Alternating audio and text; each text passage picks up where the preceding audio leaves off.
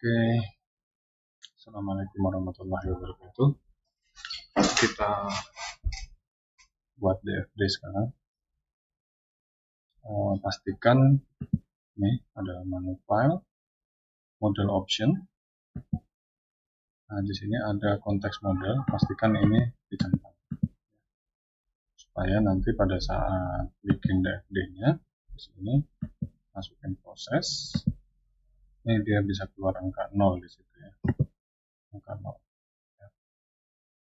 Jadi waktu sudah dibuat begini, kita tentukan dulu user penggunanya. Saya kasih 3 pengguna, kemudian saya kasih garis. Ini garis nggak tahu tulisannya apa, nanti saja kita buat. Nah, setelah masuk seperti itu, ini diklik kanan di sini untuk ganti kursor.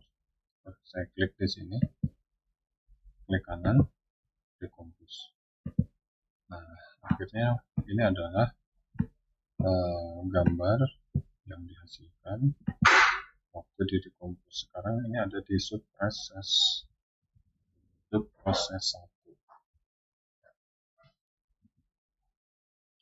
Sekarang kita buat. Ini garis masih belum ada artinya ya. Kita akan buat contoh proses. Saya akan buat ada sekitar 3 subproses contoh. Nanti silakan dikembangkan sesuai kebutuhan.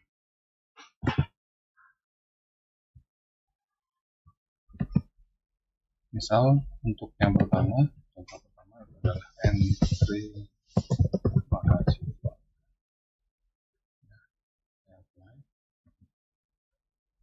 Oke, nah ini nanti ada satu entry mahasiswa.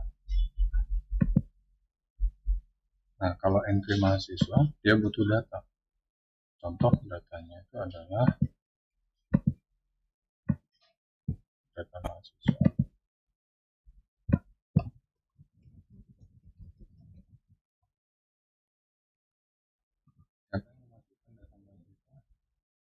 Misal di sini yang memasukkannya itu adalah mahasiswanya sendiri, atau mungkin juga bisa staf administrasi akademik ya.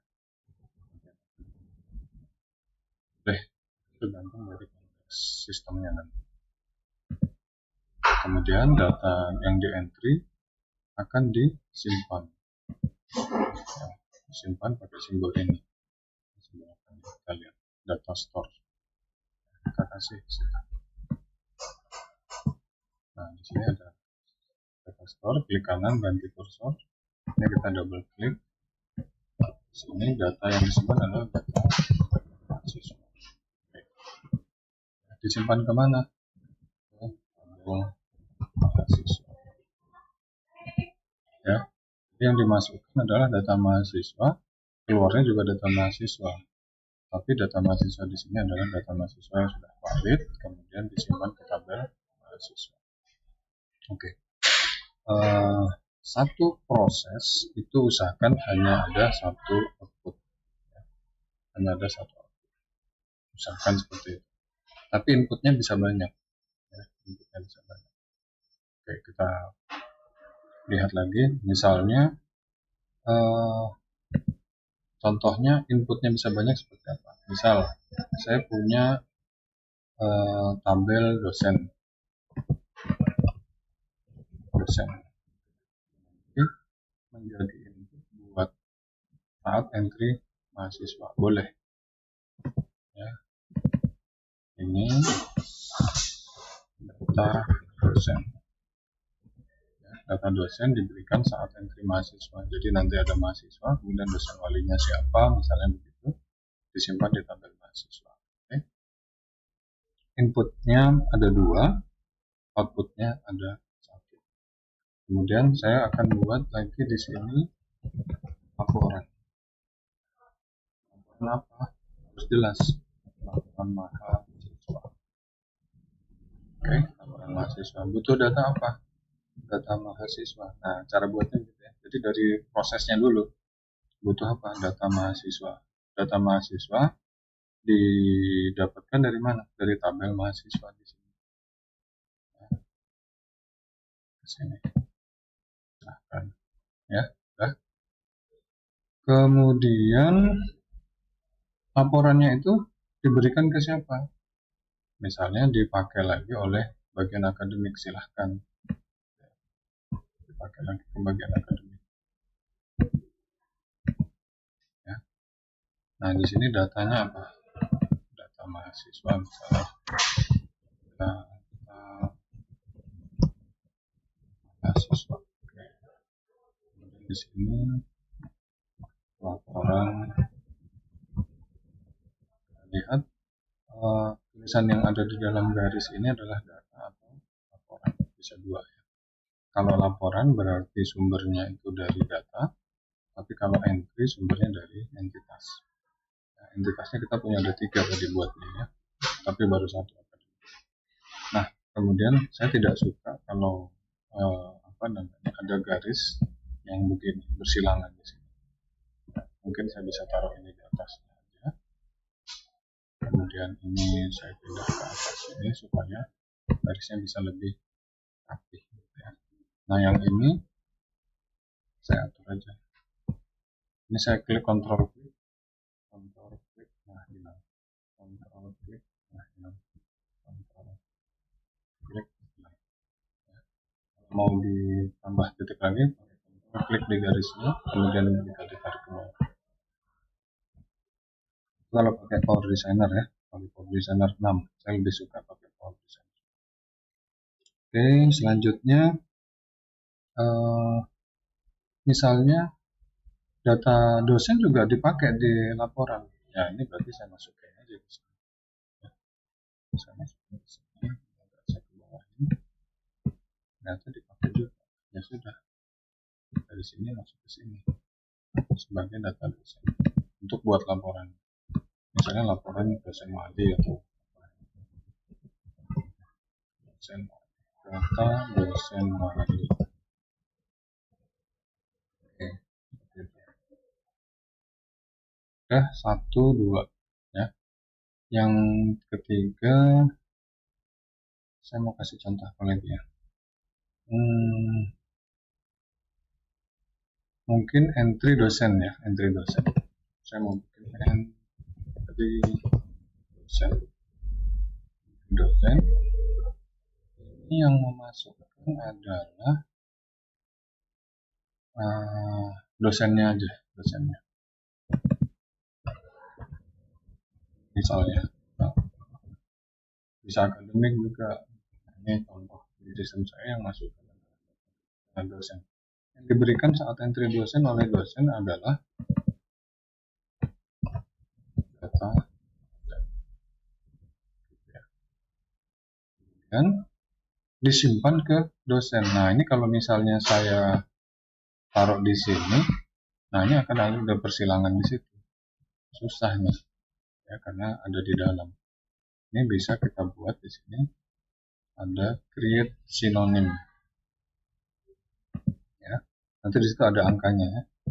1, 2. Artinya kalau yang ini diganti, yang ini juga diganti. Ini adalah satu data store. Nah, pakai entry dosen, datanya disimpan ke tabel dosen.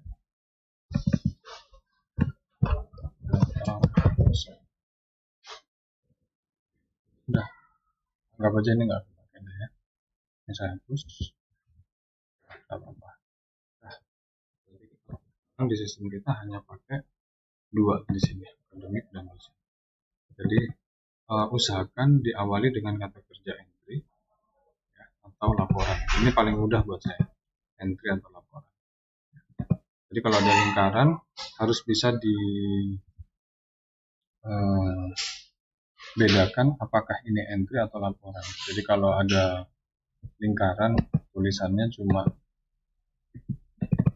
misalnya tulisannya adalah buku begitu. Nah ini harus ditentukan bukunya apa, entry atau laporan. Gitu. Kalau misalnya di sini tulisannya begini, kelola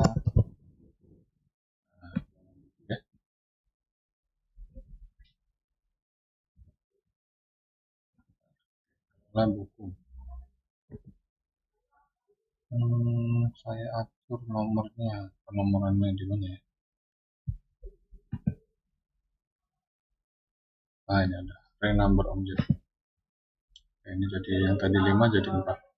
Kelola buku. Ini di dalam kelola buku itu ada entry sama laporan, Pak. Oke.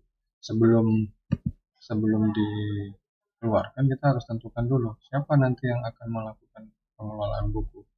Misalnya ada satu orang. Nah, ini kita harus naikkan dulu ya, harus naikkan dulu. Saya pakai Ctrl A, naik ke sini. Kemudian di sini saya kasih garis ya, supaya pada saat di decompose, nah entity 4 itu keluar lagi di sini. Nah, yang mengelola siapa? Yang mengelola misalnya staf perpustakaan.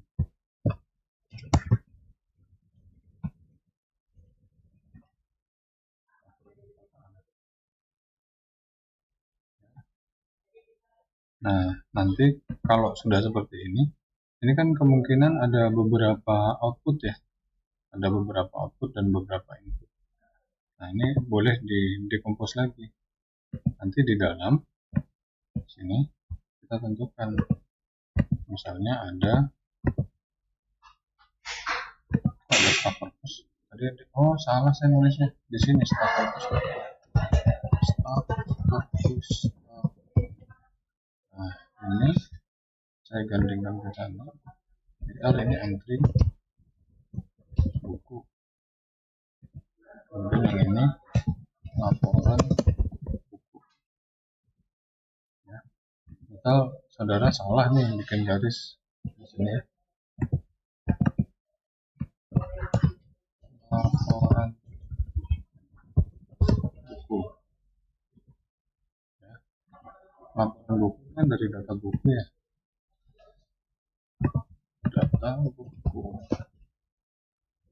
Data buku itu begini.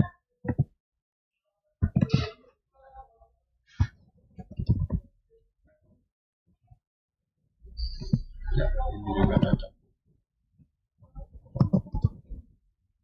Ini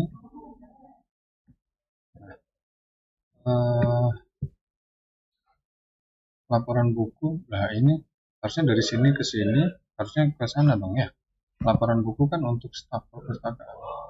Jadi staf perpustakaan tidak memasukkan data laporan buku ke sistem laporan buku. Jadi kita harus punya gambaran bahwa sistem ini akan mempunyai tampilan di program kita. Tampilannya apa? Oh, tampilan entry. Yang ini tampilan laporan. Nah, ini kan harusnya laporan ini diambilkan dari data buku, kemudian diberikan kepada staf perpustakaan. Ini kebalik nih. Tinggal diklik kanan atau diklik 2 kali. Deteksinya kebalik. Saya buat begitu. Nah, udah laporan buku. Ya. Pak, misalnya itu waktu entry buku itu kita juga mengambil data buku, nggak usah digambar. Karena entry buku itu hakikatnya adalah memasukkan data buku. Walaupun nanti ini bisa diartikan dengan edit buku, hapus buku juga ada di sini. Jadi kelola. Setelah saya buat seperti ini, saya Ctrl A, dia akan naik ke subproses yang tadi di atas. Nah, di sini. Nah, setelah sampai di sini, kita bisa ada auto balance flow. Nah, kita lihat di sini ada garis baru di sana, di mana garis ini itu semuanya apa yang menuju ke staf buku di dalam kelola buku. Kita lihat, yang menuju ke sini ada dua, satu keluar, satu masuk. Satu keluarnya itu tulisannya adalah data buku, ya, data buku, dan yang satunya adalah laporan buku. Lihat lagi, Ctrl A, data buku dan laporan buku. Kalau misalnya saya Ctrl A lagi, kemudian saya dictionary, nah ini saya pisah-pisahkan dulu ya.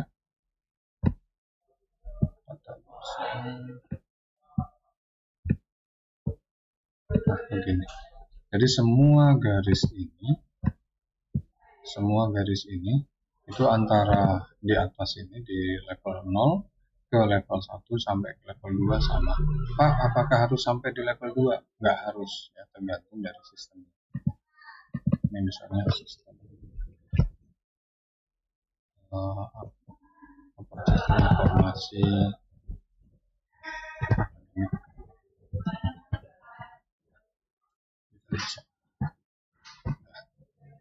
Ini kalau misalnya saya di Decompose, kita lihat, nah ini adalah sistem informasi akademik kita, ya, subproses sistem informasi akademik, ya, di sini ada data mahasiswa, laporan mahasiswa yang ke entitas. Cara bacanya adalah dimulai dari proses.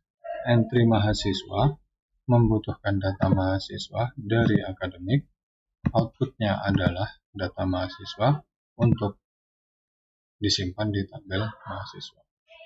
Ya, mungkin itu, ya, sedikit studi kasus, ya, bagaimana caranya membuat DFD menggunakan Power Designer. Ya, semua yang jadi lingkaran itu adalah kata kerja. Kalau misalnya bukan kata kerja berarti bisa di-decompose.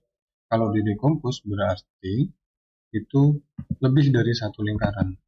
Jadi kalau decompose itu artinya kan dipecah. Kalau dipecah tetap ada satu lingkaran, jangan di-decompose. Ya, kalau misalnya ini sudah terlanjur ke decompose ini, ya, ternyata cuma ada satu lingkaran. Lingkarannya adalah entry dosen. Ya udah, nggak usah di-decompose. Saya Ctrl A, di sini decompose-nya saya remove. Ya, nggak ada plusnya. Yang ada plus berarti dia sudah di-decompose. Oke, begitu aja.